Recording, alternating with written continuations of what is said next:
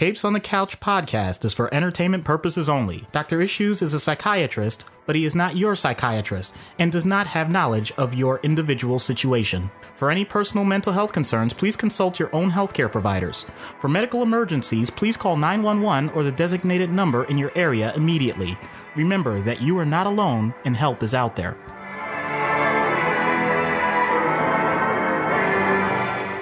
Hello and welcome to Capes on the Couch, where comics get counseling. I'm Anthony Sitko. And I'm Dr. Issues. This is issue number 38. And I know we covered The Walking Dead a couple of months ago when we did our listener poll selected episode on The Governor, which I know, Doc, came as a little bit of a surprise to you. Right. I remember thinking everyone's going to pick Negan, right? Because that's the only character you're supposed to pick. You were adamant on him, and yet our listeners chose The Governor. Right. And I got over it, and I made sure I didn't throw a temper tantrum and quit doing the podcast. And I thought the episode went pretty well. Well, you threatened it, but you stuck with it, and I'm proud of it. And I don't know if I could say this, or I mean, we've been friends for a long time, and you trust me, right? And there's that kinship there, and I view you like a brother. So I feel it's comfortable. Like, you're not really going to get mad at me if I say that you're my Negan. Can I say that? No, you can't. Not in the slightest. As a matter of fact, I think that's the worst insult anyone has ever said to me, and people have said some bad things. I was thinking about that earlier. I was like, I know exactly where I'm going to go with this intro. And I wanted to lead up to it because I can see the look on your face. You're like, where is he going with this? Wow. If anyone ever calls you their Negan, then either one or both of those people need help. That's just wrong, man. But we've been friends for a long time. I feel like it's okay. Like, I can call you my Negan. Like, you're not going to get mad at me. Oh, wow. I have to re-examine this entire friendship. Thanks. But that's okay, because once again, I'll remain a professional, and we're going to get through this podcast. Was it because I used the hard G? Is it okay if I said you're my Negan and made it a soft? I swear to you, I don't condone violence, and yet I am going to smash this microphone over your head so hard. I'm sorry. I apologize for that. I had to. It was funny. Yes, it was. And I stand by my threat. Fair enough. We want to give a quick thank you so much to our latest patron, the Phantom Zone. I know last episode we gave them a shout out. Well, they subscribed. So thank you guys so much. You guys are fantastic. And we look forward to possibly working together with you guys. Maybe we could do a crossover. Hint, hint. Amen hint, to nudge, that. nudge. We're always looking for podcasts that we can hook up with in some way, shape, or form. Also, this week we want to give a shout out to Christian and Damon's Amazing Nerd podcast at amazingnerdshow.podbean.com. Just to give you all a heads up, this is a very not safe for work language podcast. I know we tend to be family friendly, although this episode, certainly the skit, I'm going to be leaning heavily on the censor button. Yeah. This is one, be very careful. Listener discretion advised. Absolutely. But if you're a patron, if you are a patron at the $5 level or above, you get the uncensored version. And there is a substantial amount of profanity in this one. This one far outreaches even the Deadpool episode. And that's very difficult to do. Yeah, I think this one contains more profanity than Deadpool, Jessica Jones, and pretty much every other skit that we've done combined. But if you know anything about Negan, the character, you're really not that surprised. Correct. And we'll get into that. So Negan from The Walking Dead, created by Robert Kirkman and Charlie Adlard in The Walking Dead number 100 from July of 2012. Negan was introduced as the leader of the Saviors, a group of survivors living near Alexandria in a compound called the Sanctuary. And Negan rules over the group with an iron fist and a barbed-wire-wrapped baseball bat named Lucille. The Saviors, the Sanctuary. I don't need a degree to see what they were going for with that. And there's an actual character not of the Saviors called Jesus. Right. So there's a lot of religious iconography and terminology being used here. But interestingly, Negan, we find out in other portions of the Walking Dead mythology that Lucille was the name of his wife, who Negan had to abandon when the zombie apocalypse started. She was in a hospital, she died, and then reanimated. And he also had a mistress on the side. So somehow he still considered his wife to be important enough to name the bat after her. What was the name of the mistress? And what would he name after her? That's an excellent question. I don't remember the mistress's name because I didn't read that particular story. I don't know if the mistress ever even had a name. That's what I'm saying. I don't remember it, but I just wonder in terms of importance. He had to make sure the bat was named Lucille. And there's another reference to Lucille too, but I'm not getting into that right this moment. Here's some money. Go buy a Star War. Nice. I can't help it. So he and his men capture Rick, Carl, Glenn, Maggie, Sophia, Michonne, and Heath, and he brutally murders Glenn after selecting him with the worst game of Eeny, Meeny, Miny, Mo ever played. And it's one that I think has now hit total pop culture because of the Walking Dead TV series, where they left it as a cliffhanger. And if you haven't seen that, I don't want to spoil it for you. It doesn't quite go the same way, and then it does go the same way. I'll leave it at that. Yeah.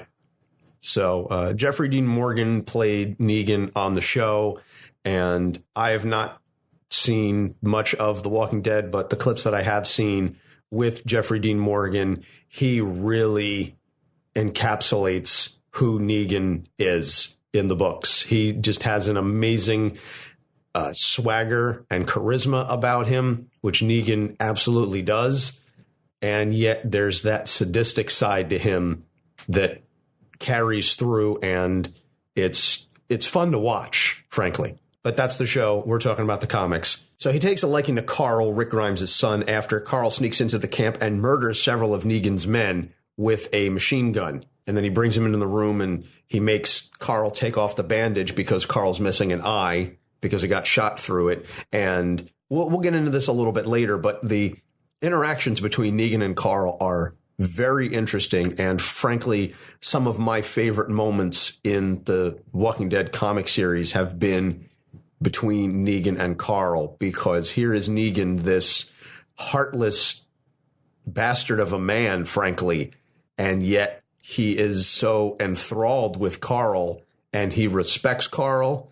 He is scared of Carl, as he says at one point, frankly, you scare the blank out of me. It's an interesting dynamic, and it plays out. We'll get into that in a little bit.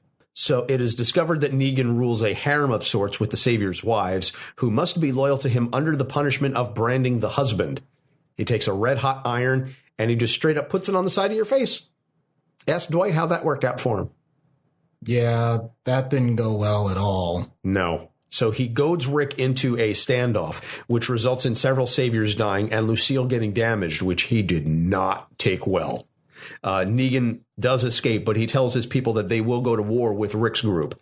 And I apologize, by the way, if you're not really that familiar with The Walking Dead, you don't know who some of these people are, you can go back and listen to our Governor episode to get some of the backstory on this, because Negan and his interaction and his storyline happens well after the Governor. Right. Without bogging down too much into the details, there's several camps of survivors, and they are competing for resources amongst each other and amidst the zombie apocalypse. I apologize. I probably should have started that earlier. But if you're listening to this episode, you have at least some passing knowledge, I think, with The Walking Dead, and you understand that it's all about, well, zombies. So you understand that these people are trying to... Zombies? What word is that? You mean the walkers? Oh, geez. Yes. Yes, okay. I know. They never refer to them as zombies in the show because no zombie media ever actually calls them zombies.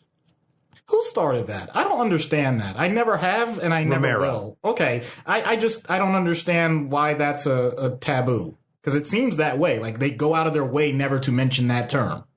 Well, because the thing is that the vast majority of the time when you're dealing with zombie media, zombies don't exist outside of this event. So this is always the first time that people are experiencing the undead phenomenon. So therefore, they don't really know what to call them. So they call them walkers. They call them undead. They call them roamers, ramblers, whatever. but that doesn't change the logic. It doesn't mean that you have to create a different word for something each time you have your iteration of what's called a random, unexpected event. By that logic, we shouldn't be using the term bomb in any media if they haven't had one explode.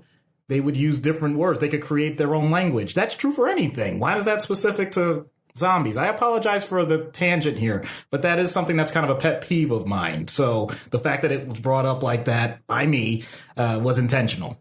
I apologize, Doc. I wish I had an answer for you, but I don't. So Negan captures Gregory, who's the leader of the Hilltop Colony, another rival of sorts organization, and he gains the loyalty of the Hilltop Colony because he has their leader captured. And this happens after the standoff with Rick, and he uses this as leverage against Rick and his group. But Holly, another member of Rick's compound, drives a car through the fence of the sanctuary, and this brings a herd of hundreds of walkers into the compound. And so now Negan and his group have to spend all their time focusing on fighting off all of the walkers as opposed to going after Rick and the humans. So they eventually dispatch all the walkers, and then Negan arrives at Alexandria, where he uses grenades to begin destroying houses in Rick's compound before retreating. I have to say, when I first read this through as it was happening, I thought that was going to be the end of it. You destroy a compound and walkers come flooding in.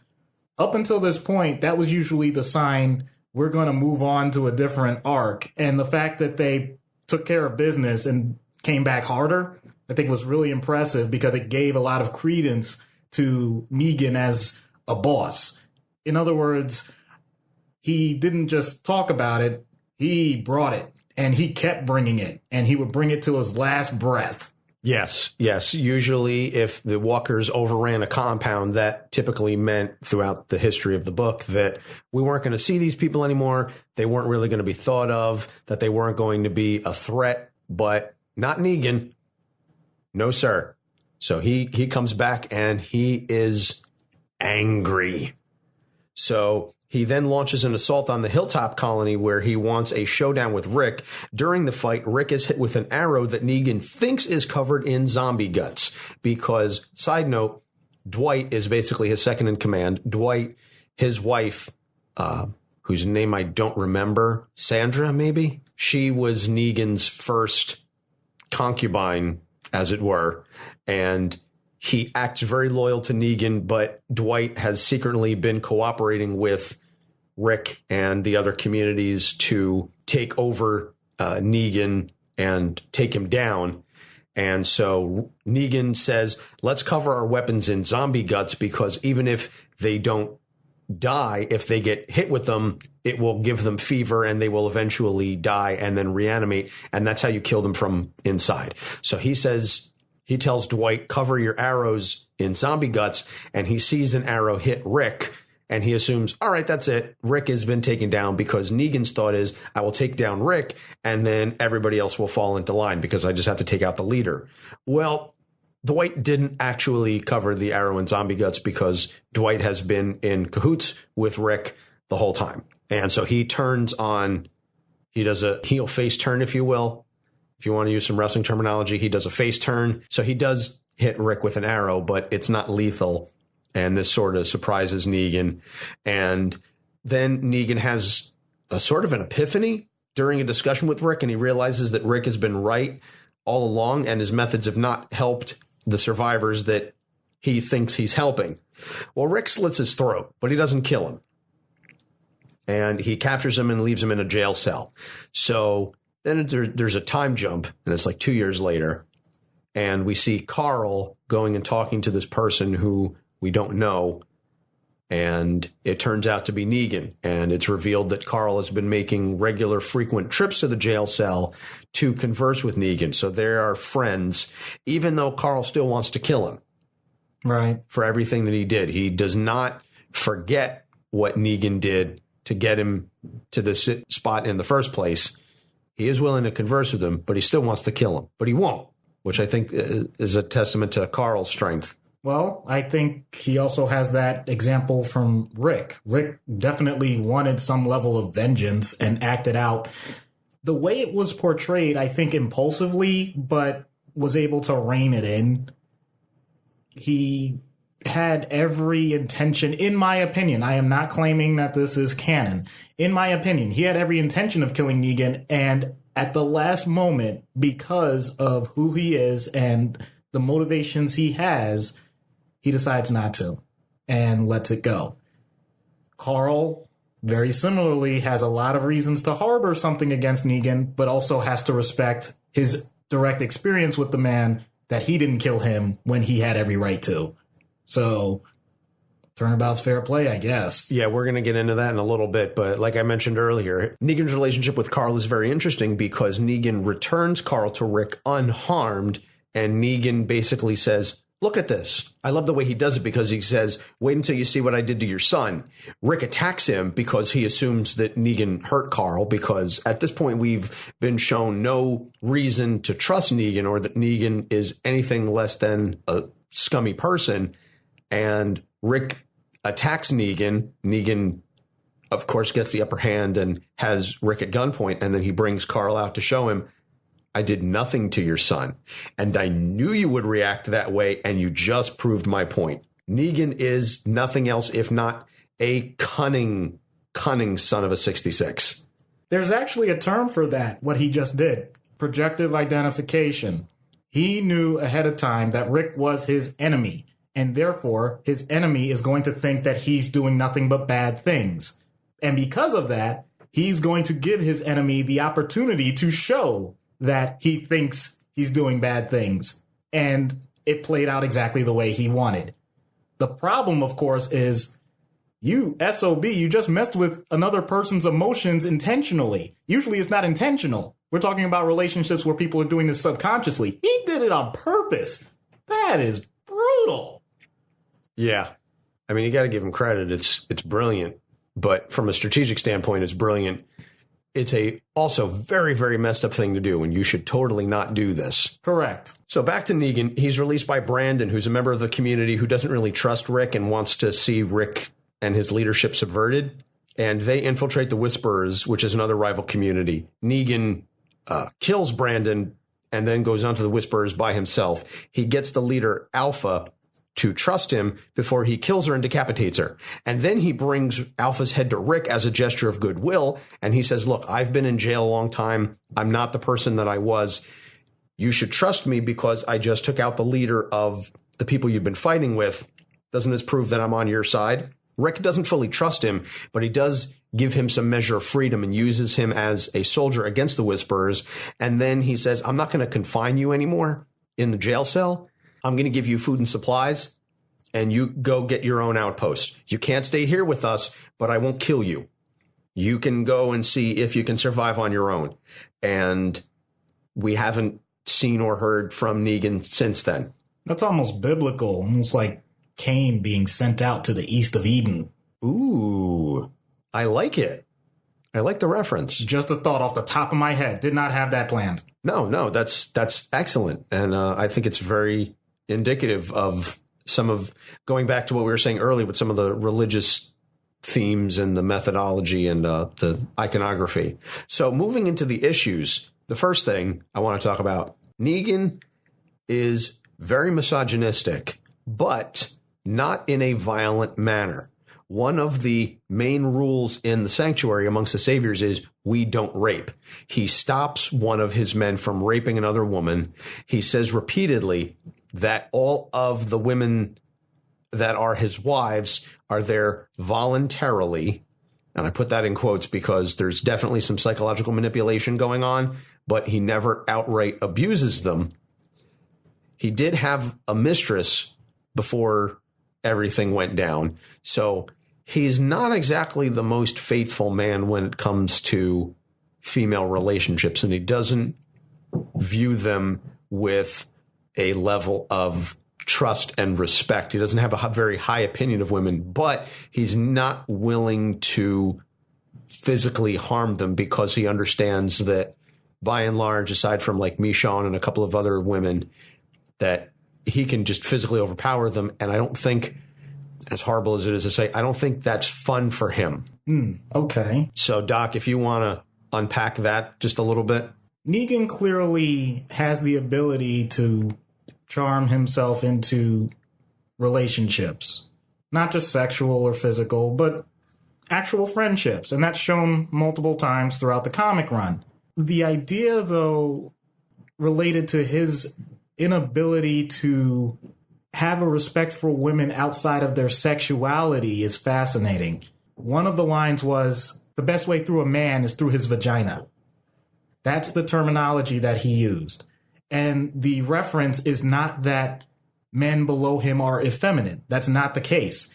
He's saying that if a man has a relationship with a woman and they are usually married or in a long-term relationship, that if you want to manipulate the man to do what you want, you have to establish a relationship with his wife or his partner. The fact that he is already thinking of that ahead of time indicates that he has the mindset that any union is not necessarily worthy of exclusivity. And I'm not trying to bag on open relationships or anything of the sort. All I'm saying is, if other people besides you have established that they have boundaries, you don't have the right to interject yourself, even if you think your talents, your personality traits, your abilities are a much better match for that person. There are examples where people are in relationships and you've seen it and you think, I don't know if that's going to last, or I think they're going to have problems in some area of their life. That doesn't give you the right to break it up, so to speak.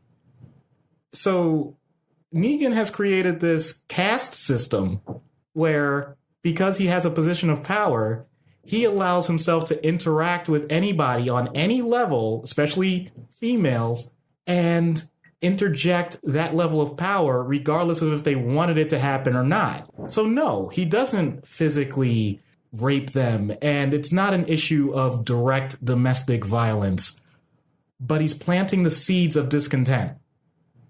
If a person in a relationship thinks that the other person is less interested, they may have a conversation about it. But many times, especially under stressful situations, and I think we'd all agree a zombie apocalypse would be a stressful situation, spouses can often start triaging what needs to be considered important at what given time. And in that case, there's a guy that's kind of flirting but not doing anything is less important than I need to make sure that I don't get bitten by a zombie. And when that level of triage happens over a period of time, very well, the person that's actually putting effort and energy into, even if it's an unwanted relationship, is going to end up potentially having more success than the other side that is dealing with the lower base practical nature of things, but isn't putting in as much effort into the relationship. So naturally, one side is going to win out over the other, depending on the circumstances.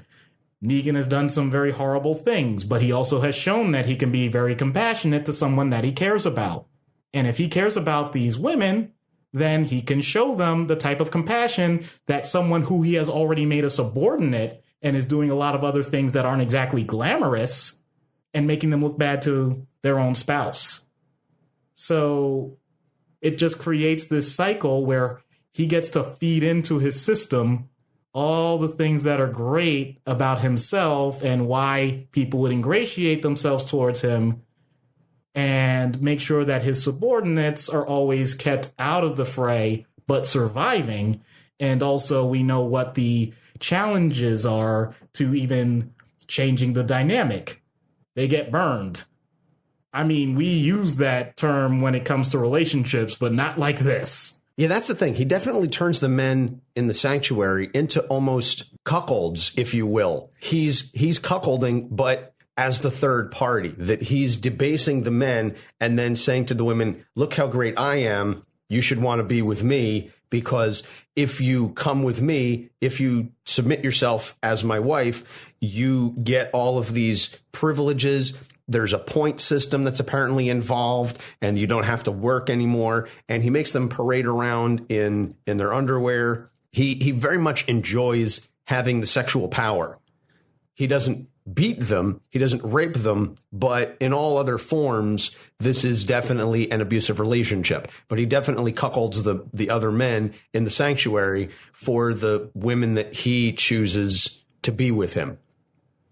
Yeah, you're absolutely right. That was a fantastic description. That was the term that I was thinking of. And as you said it, I realized that's it. That's the word. Usually, though, those types of relationships, it would be the other partner that is, for the most part, the lead in that, or one of the partners. The person wants to be dominated. They want to live out that masochistic fantasy. It's rare that a complete outside party is the one leading it. Yeah, exactly.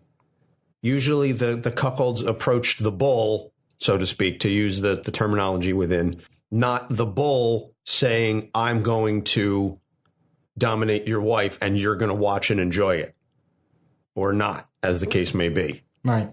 So moving into the next thing is, we mentioned that he abhors sexual violence. Otherwise, Negan is a very almost obscenely violent man. He enjoys beating on individuals that he deems to have broken the rules. He has a very perverse relationship with Lucille, which is absolutely, from a male power standpoint, like just Freud would have a field day with the representation as a phallus and the symbolism, an extension of his penis. There is very clear symbolism here, and he refers to the fact that when Lucille is beating on people, that this makes him excited, that he gets an erection from this. Lucille is said, that he says that if she has a vagina, he would have sex with it. So there's a whole really messed up situation. There's a lot to unfold here. Doc, just go for it.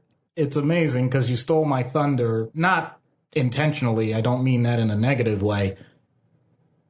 Violence and sex can unfortunately be intermingled. Clearly, he doesn't want to do that with females. He has no problem doing that with males or with people that he considers to be aggressors. In other words, I think he would have no problem attacking females in general, as long as you didn't say it was about sex. But his terms for masculinity and how he likes to debase most of the men that he comes in contact with easily trump anything else that he wants to do in life. He didn't want the power of having the sanctuary and leading the saviors because he wanted to save them, although that's what he commonly says is his goal. He wanted it because having control of the rules allowed him to attack anyone for any reason. Sometimes I've mentioned on the blog, especially, the idea of catharsis, that if you have impulses that you don't know any other healthy way to get out, find the proper environment and let loose a little bit under certain circumstances. Make sure that it's limited in time and scope. Guess what Negan has in a zombie apocalypse? He has all the time in the world and no limitations of scope. So he can have a field day. I find it fascinating that of all the things to pick, it was a baseball bat because, well, I apologize. Not just a baseball bat. A baseball bat wrapped in barbed wire. Yeah, this is some Sabu ECW type stuff, like Tommy Dreamer, Sandman level. Let's just take the weapons and wrap them in barbed wire and, beat Terry Funk with them. That's what this is to me. EC dub. Sorry. I think the choice Honestly, not just for Negan, but anytime we think of weapons like that, or we think of barbed wire, the problem is not that they're dangerous. For example, a baseball bat can hit you with blunt damage. Barbed wire cuts. We get that. The problem is barbed wire embeds itself in flesh and requires force to be ripped out. And if you want to use it again and again, you're removing parts of the person. It's not just doing temporary damage.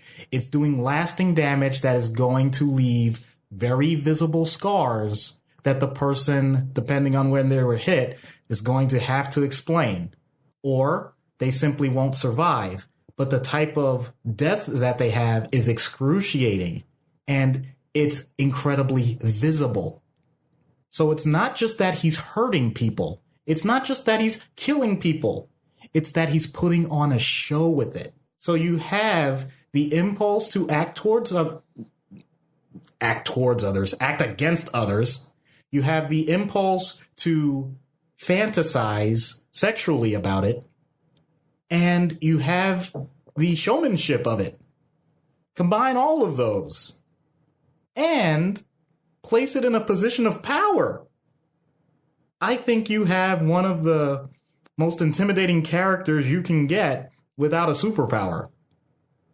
That's how badass I think Negan is.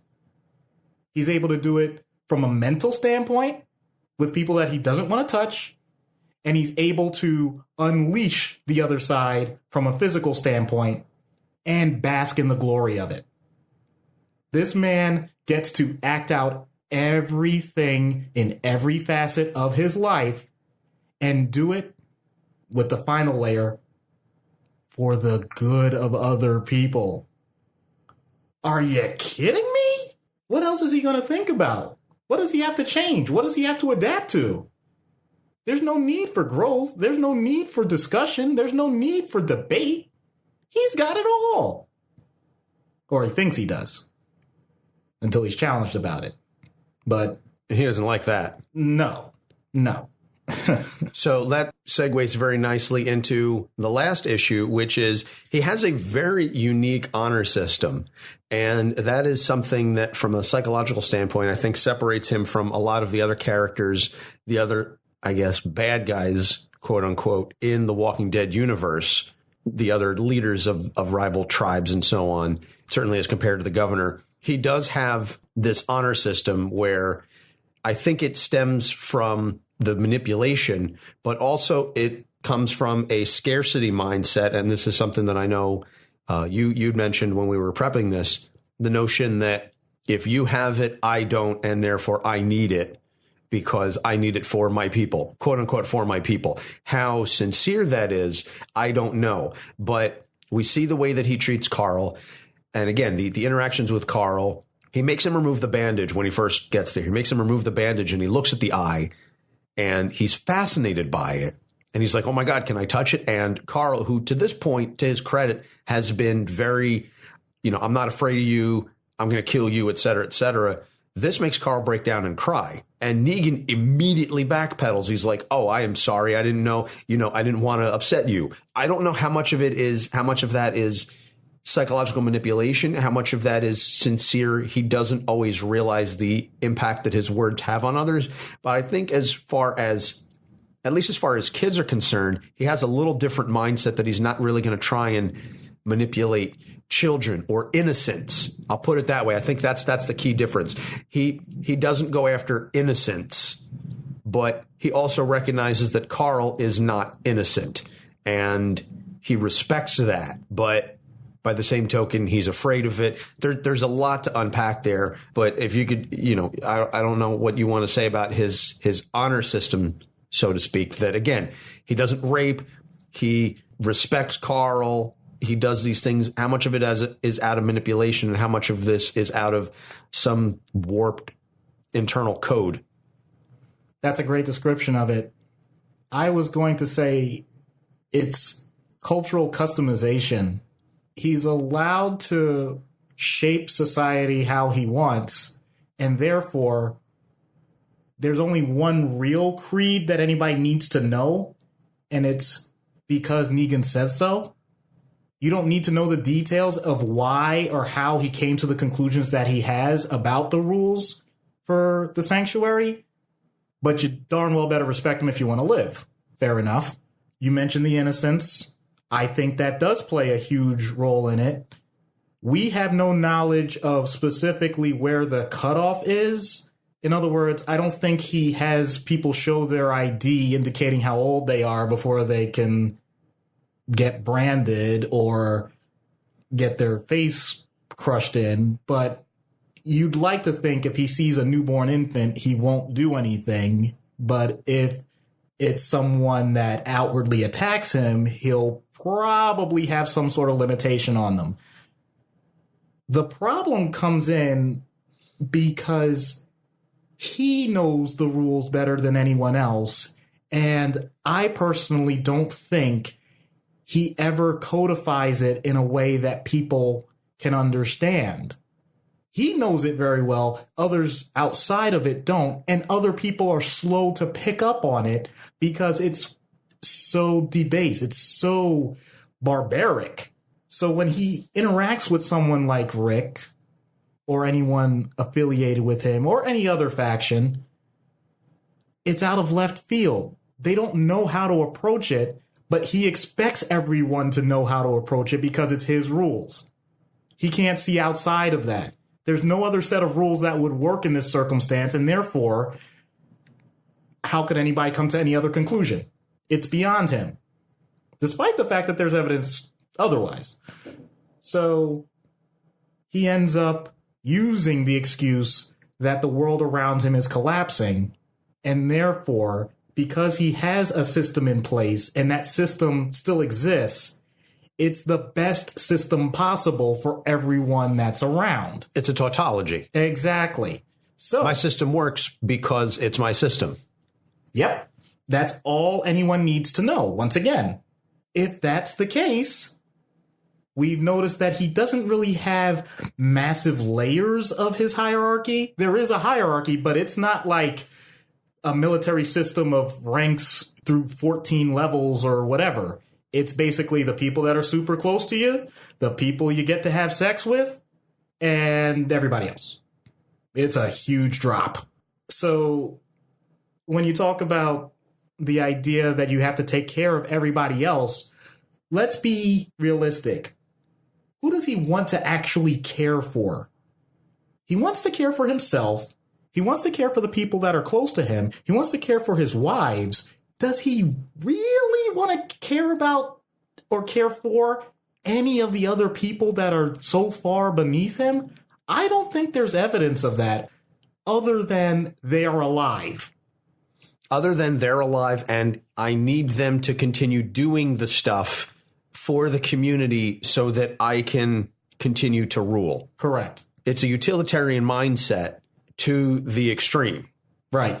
And in theory, he's willing to incorporate anyone else that wants to enter that system.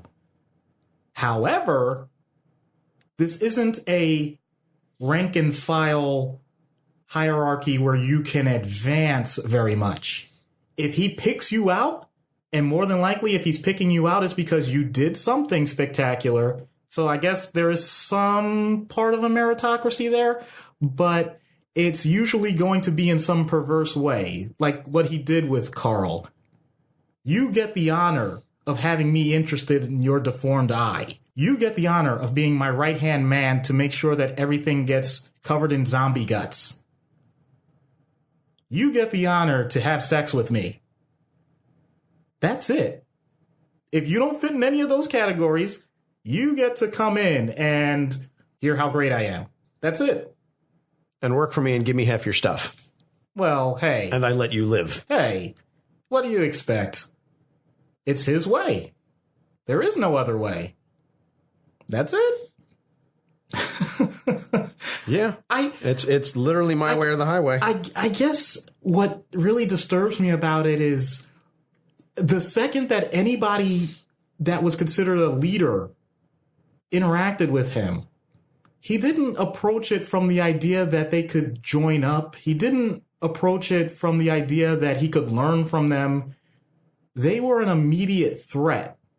And he needed to remove any sense of power they had by asking for all of their stuff. That doesn't work very often unless you have a show of force behind it. Clearly, he had a show of force, and he used it as an excuse once again to let out all of his aggression. But the idea that nobody else, despite the fact that they're also alive, is worth listening to is ultimately his downfall. And the fact that he was willing to acknowledge that is what allowed him ultimately to survive beyond a point that he had no business surviving. He was dead to rights, literally dead to rights, cut, done.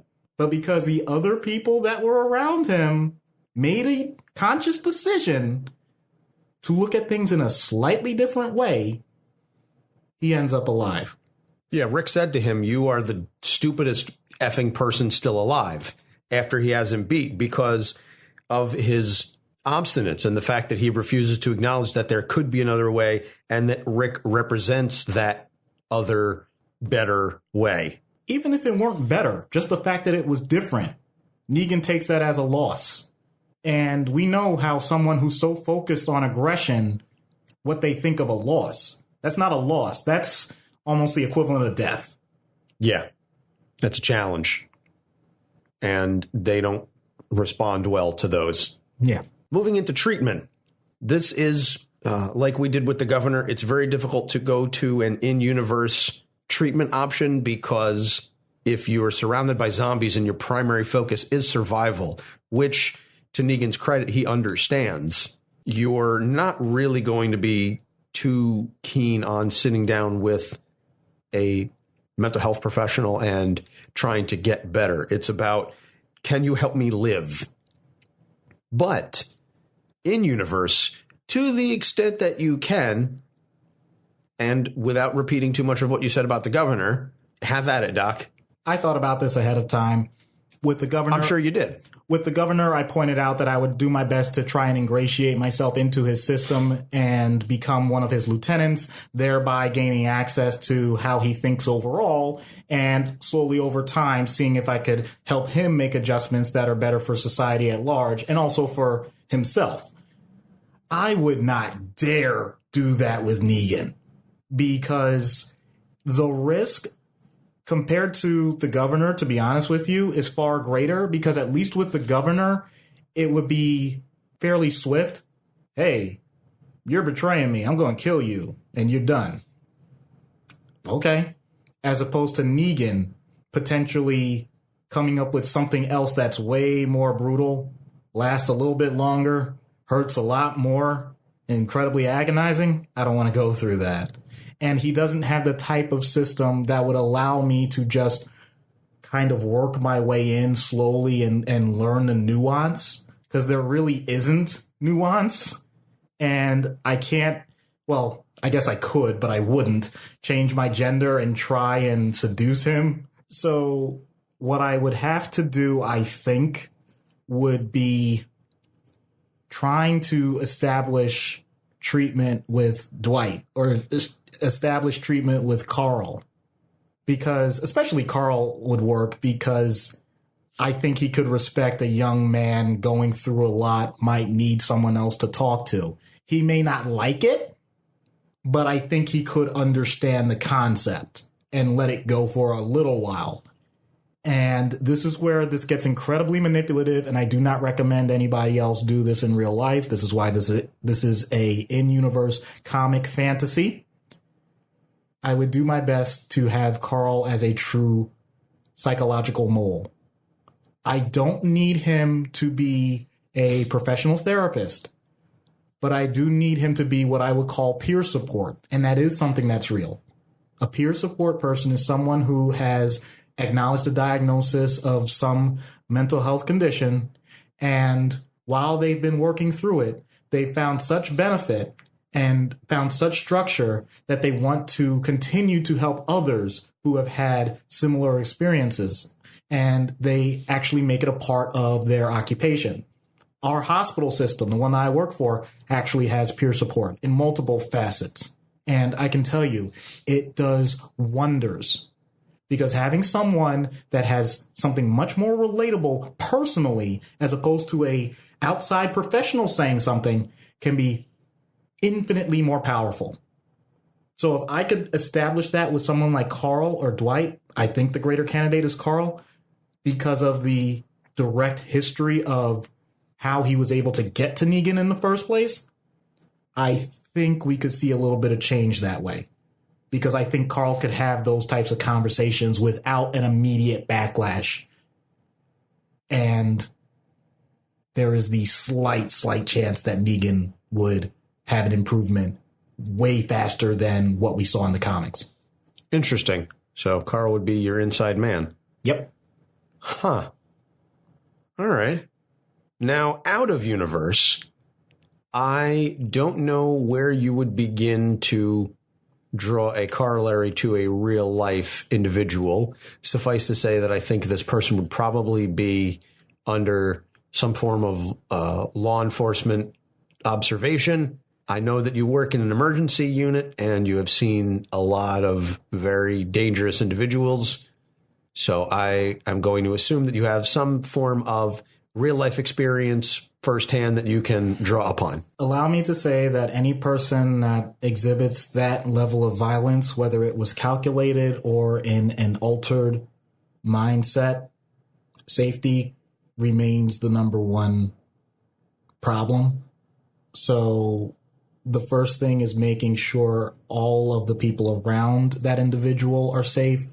At times, we've had to have whole units in the emergency room empty except for that one person, because we established it was safer for that one individual to be inefficiently in one section of an emergency room than to risk having anyone else around them at the given time. Wow. I can tell you, I've seen patients act out. I can tell you that patients have told us when they would act out.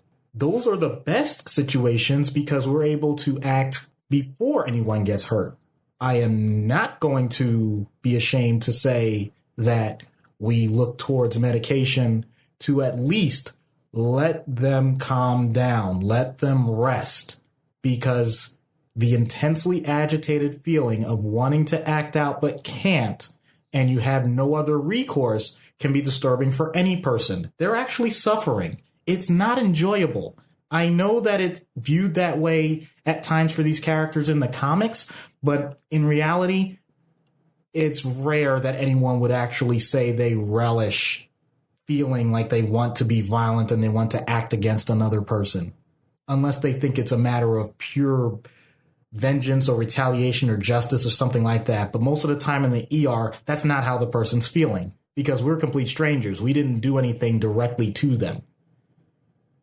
I'll also say that once that moment is gone and that person has either received medications, unfortunately, occasional restraints, once that period of time is gone, then we do our best to pick up the pieces. We try and establish, now that you've had a time for your, I'll just say it, for your brain to reset, how are you feeling now? And hopefully the person is very honest about it. I would say a majority of the time, people are honest about how they're feeling. If they're still angry, but they feel like they are less angry, or they don't feel that way anymore and they're not even aware of why they felt that way in the first place. I've had people have the opposite reaction and start crying. How on earth could I react that way? Full spectrum. Whatever it is, we adjust accordingly. I can tell you that if it's under the influence of substances, and we can attribute it to substances by evidence of their drug screen, blood work, whatever the case may be, we look then to focus on, is that the primary issue or is that covering something up? If it's a primary substance issue, we refer to the appropriate substance treatment. If it's simply covering up all the other things that are going on in the person's life and they've acted out this violently, then we are going to look at the next level of care. I can almost assure you that most of the time, the next level of care is going to be something significant, such as hospitalization. I say that because I realize the majority of our goal is to avoid hospitalization when possible. But if someone came to my system like this, I can assure you almost any colleague or staff worker would look to see if this person required hospitalization and what their history is of previous treatment. We get many patients that are not exactly adherent to a treatment program, to put it mildly. So we have to keep that in mind as well. But I always say the same thing in those circumstances to patients. I do wish you the best. And whatever the circumstance is, I hope you don't have to go through this again. I try and give the hope that just because you had this one bad experience, that doesn't mean it has to continue. But I'm also realistic because I know I've had patients where I've said that more than once. In any case, as long as the person is able to demonstrate to us that they're going to interact in a calm manner, we treat them accordingly. But if they continue to exhibit a certain level of violence without a sense of repercussion or a sense of safety or security for anyone else, we will also act accordingly. So we're not police. We're not trying to get anyone arrested, but we are trying to make sure that people are safe. Well, I think that's always the case for what you do. It's safety first in all respects, whether they're exhibiting violent tendencies or not. You're never going to put yourself in a situation where you or any of your colleagues or the patient themselves could come to harm. I will say, unique to this, there are times where family members will advocate for a person not to be hospitalized, and they'll point out, this is how they've always been. They've always acted this way. We've never had an interaction with mental health before about this. Why on earth would you, for example, put a label? That's something that commonly comes up because we have to at least give a differential diagnosis about what we think is going on with the person. Why do that? Because they're worried about the stigma, and that's understandable. At the same time, I think this is true for just about any other person in society when it comes to circumstances that they didn't expect. I can't do anything about anything that's happened outside of my particular realm. But once you're in my realm, I'm going to give my honest assessment of what's going on. So in other words, if the person never enters the hospital or ever enters the emergency room, you're absolutely right. I can't just randomly walk down the street and say, hey, that person has schizophrenia. Hey, that person has bipolar disorder. Hey, that person has a substance problem. I can't do that. That's unethical and that's not appropriate. But if you're brought to my attention in a professional setting and my job is to make a professional assessment, then it's weird because I have to kind of do the whole sorry, not sorry. I have to be honest with what the assessment is and what the possibilities are for what's going on so that the person can get better. If it turns out to be something that was not preferred, I can't do anything about that. And in healthcare in general, mental health is the only area that has that problem. For example, if you have symptoms such as coughing, sniffing, sneezing, and chest pain, and you take medication and it doesn't go away, I'm usually going to think of an infection. It may be as bad as bronchitis or pneumonia. It may be a simple sinus infection. Or if it's something that has been going on for months and doesn't go away, then I actually have to give the bad idea that maybe it's something different. Maybe it's cancer. No one ever wants to hear that, but that doesn't mean I say, well, that's something you don't like to hear, and therefore I'm not going to investigate it. That would be malpractice. And yet, the number of times patients or family members or friends will say, well, yeah, you can treat them just as long as you don't treat them like they're bipolar. The number of times I hear something like that, I'm like, well, I can't lie if I think that's the actual assessment. So that's something I want people to be aware of.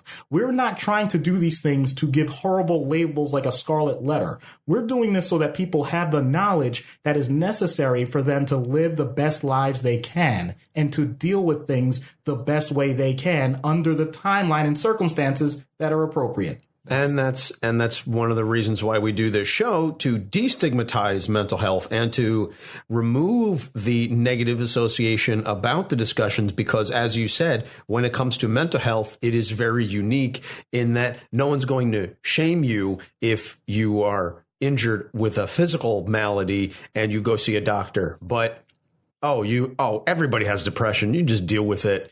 We've all been depressed. Everybody, just suck it up and deal with it. Or, no one's going to, if you have a broken leg, just walk it off. Everybody has a broken leg, from time to time. Well, people say that, but they take it as what it's supposed to be, as a lighthearted joke. They know fully well, if you have a broken leg, like, you're going to get that addressed and you're going to have it fixed. And it's, wow, I'm sorry you have that. The comment I made was clearly a joke, and no one really questions that. But the second that you say something that may or may not indicate some level of mental health concern, now it's a whole Pandora's box, because are you attacking the person, or are you simply pointing out something that you think might be an issue that needs to be addressed? Precisely. So we here at Capes on the Couch trying to destigmatize mental health, trying to make sure that it is acceptable to say, hey, I have bipolar. Hey, I have anxiety disorder. Hey, I have schizophrenia. And that's okay. That doesn't mean that I am inherently a bad person or that there is something inherently wrong with me. It's something that needs to be addressed and can be fixed. I hate to, but you know what I'm saying? Right. That can be treated by mental health professionals. Right. And there's another part to this, because someone like Negan, and I've had this come up too. Well, he's clearly a bad person. Why would you even do anything with that? But once again, they're still a person. And at no point, at least in my career, can I take the stance and say, because you are a bad person, you are not worthy of treatment. I don't think that's fair either. Even if the person has something that's been ingrained in them for most of their life, something that we would call a personality disorder, or what they used to be termed as character disorders, we still look to help that person have the best life they can, both for themselves and for the other people that they're going to interact with. That's still the goal. The goal doesn't change. If you really think that a person is a quote unquote bad person, that doesn't mean you don't try. That's something I want people to take away as well.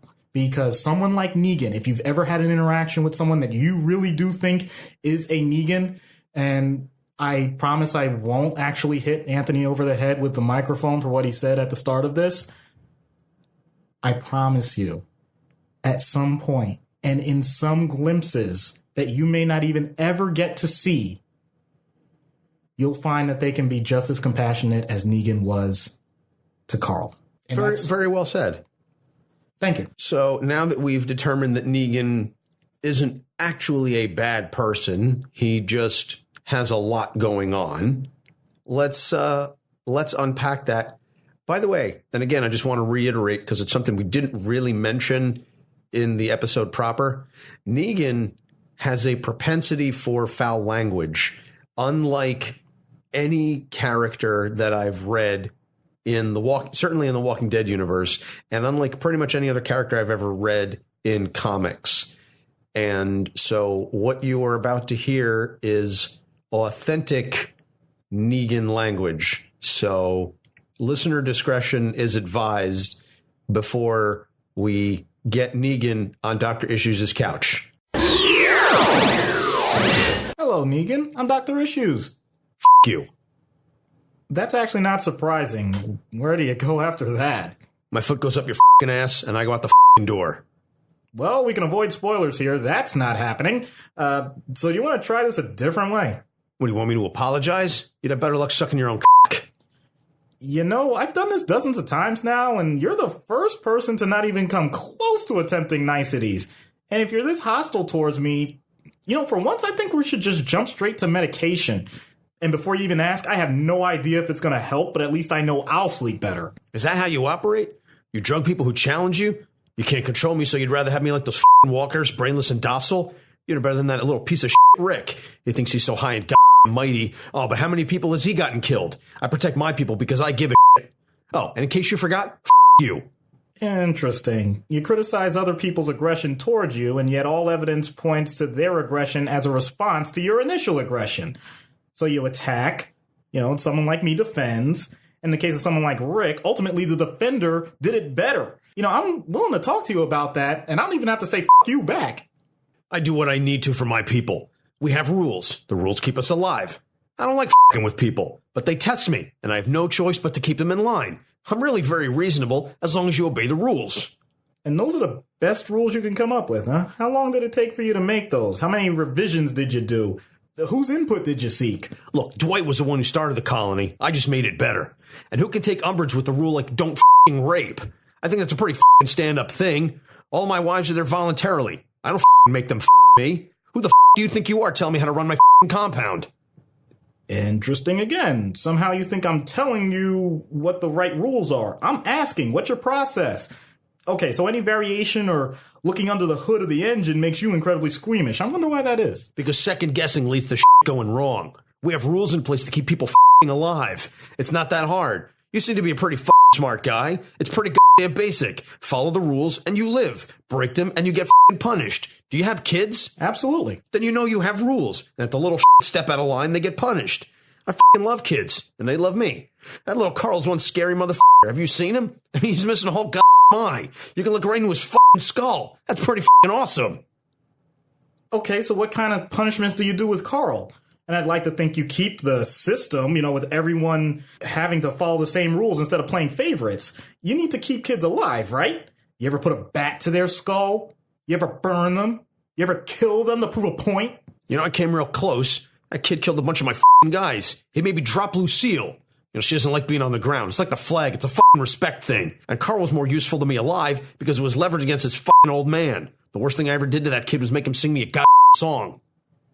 All right, so let's summarize. Follow the rules unless I like you. Get punished unless I like you. Get killed for breaking the rules unless I find another use for you. And by the way, you'll know none of this ahead of time, and I have the option of changing my mind if I feel bad about it. Oh yeah, that's a fantastic way to review your system. Once again, f*** you. Okay, I deserve that. No, really, f*** you. No, I acknowledge what I said is very harsh and it deserves an angry response. That doesn't mean I have to show you anger back. What, you think you're better than me? Just because you have the fancy degrees and you're on the other side of this table? You think you're some goddamn self-righteous motherfucking son of a bitch?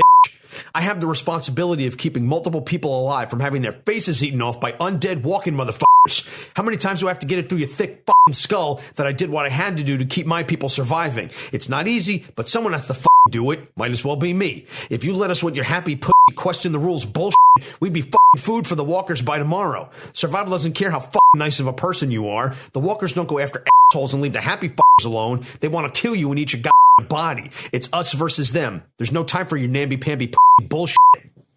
Language aside, I actually don't disagree with you. You've made it very clear that any person in charge would have to make some difficult decisions.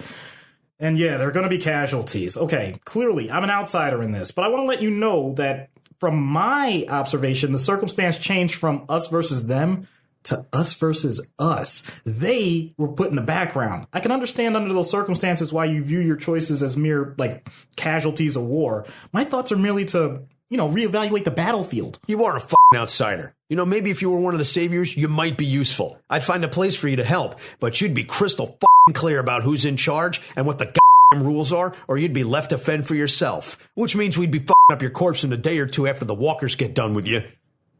Point taken, but all right. What if I survived? In fact, what if a whole group of us outside of the Savior survived? By definition, anybody else outside of your organization that survived this long, they had to have something that worked. So I have all the evidence I need that there are other ways to handle the situation besides your rules. At this point, you're having a contest. See which survival group survives better. That's not beneficial. That's just selfish. Listen, if you want to live by pussy rules, go to Alexandria. I'm sure Rick and his merry band of motherfuckers would be happy to take you in and suck your cock about how amazing you are. And then Rick would realize you're a threat and he'd take you out.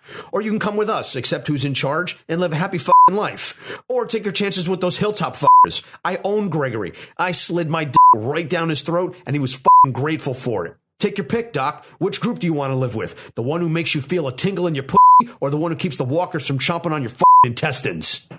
Whoa. All right, it sounds like I have a very serious choice to make, but don't worry. I'll weigh the pros and cons of everything and recognize that I do have the ability to change my mind. I mean, unless I join you, of course, because you don't allow for that. Maybe I'll start a faction of my own. Who knows? I'm sorry if I tortured you or made you feel uncomfortable with so many questions. But at this point, I think it's best I leave you here in your cell. Oh, you thought you had time? You thought this was a hypothetical?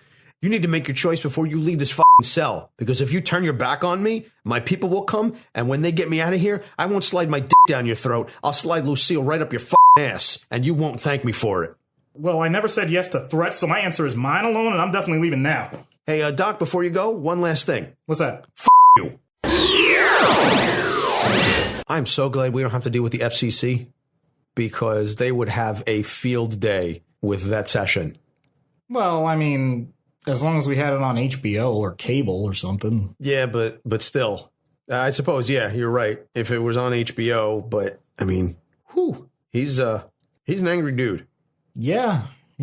I wouldn't even try and do that again, to be honest with you. I think we'd have to have that type of cycle of different people like we did with the Joker in that episode. Oh, yeah. Unfortunately, there's really not too many characters that would warrant that kind of a skit again, where I go that back and forth. I'll have to figure that out. Maybe another character with dissociative identity disorder. I hate you so much. I'm sorry, I couldn't help it. Yeah. So that's going to wrap it up. As always, you can find all of our episodes on our website, capesonthecouch.live. You can listen to us on iTunes, Google Play, Stitcher, TuneIn, YouTube, iHeartRadio, Spotify. We are distributed through the Libsyn network, so pretty much all the major platforms you can find us on. If you listen to us in a method that allows you to like and leave a rating, please like and subscribe. Leave us a positive rating and review, and we'll read it on the show. You can also check us out on social media. We are on Facebook, Instagram, and Twitter at Capes on the Couch. You can email us at capesonthecouch@gmail.com. We have a Facebook fan group if you join that, where you can talk and discuss about the episodes with other fans. You can also tweet us. We're very active on Twitter, always looking for new followers. So let's see, what do we got coming up? Next week, one of our patrons, which the other thing we can mention is our Patreon page. We mentioned at the beginning of the episode with Phantom Zone. You can go to our Patreon page, patreon.com/capesinthecouch, and you can subscribe at a $1, $3, $5, or $10 level and get various rewards. So please, if you support the show, we definitely appreciate it. We're looking to reach our $50 a month goal. And if we do that, then we will be live streaming our recording sessions, and you can see me and Doc and all the fun we get and get a really behind the scenes look at what goes on before we get all the editing done, and maybe, we'll answer some questions as we're recording. So it'll be a fun way to interact with some of our listeners. Next week, one of our patrons has requested, our patron Brian, our good friend of the show, Brian, has asked that we cover the one, the only Captain America, Steve Rogers. He's done a few things. Yeah, just a bit. That one's going to be really interesting to see how long that episode goes for. And then the following week, our other main president level patron, Matt, has asked that we cover Frank Castle, the Punisher. And he said before the show gets canceled, which it probably will soon, maybe even by the time this episode comes out. Oh, don't be that pessimistic. Come on, man. Listen, they canceled Daredevil, Luke Cage, and Iron Fist. I mean, Iron Fist should have been canceled, but they canceled Daredevil. What makes you think they're going to save the Punisher and Jessica Jones? The writing is on the wall. You're right. They're just waiting they're just biding the time. Yeah. And then they'll drop them, and no one will get any sort of explanation, which is a shame, because we just started the second season of Punisher and it's amazing. So, and check that out. And then the following week, we're going to go back to back in prep for the Captain Marvel film coming out, which I am very excited to see. We're going to do Captain Marvel on 2 consecutive weeks. What's that, you say? Well, the first week, in 3 weeks, we'll do Carol Danvers. And then the following week, we'll do Monica Rambeau, a.k.a. Photon, the leader of Next Wave, which really any opportunity I get to talk about Next Wave is a good one, because Next Wave is just, it's amazing. All and right. Dare I say it's even amazing. I'm sorry. There was one last one I had to get out. It's the Negan. He popped into my head. So Doc, before we head out, anything you want to add? So often, including in my life, we ask people why the anger. I think we could do an even greater service by asking why the pain. Wow. Okay. You just got raw and serious on us. I don't even have anything snarky to say. That's okay. You got it out with Negan. That's true. I did. Well, hopefully you are not suffering any pain right now. And if you are, please seek help. If you don't know who to turn to, you can contact us and we will direct you to a mental health professional that can assist you. So for Doc Issues, I'm Anthony Sitko. Thank you so much for listening. We'll see you next week. Capes on the Couch podcast is for entertainment purposes only. Dr. Issues is a psychiatrist, but he is not your psychiatrist and does not have knowledge of your individual situation. For any personal mental health concerns, please consult your own healthcare providers. For medical emergencies, please call 911 or the designated number in your area immediately. Remember that you are not alone and help is out there.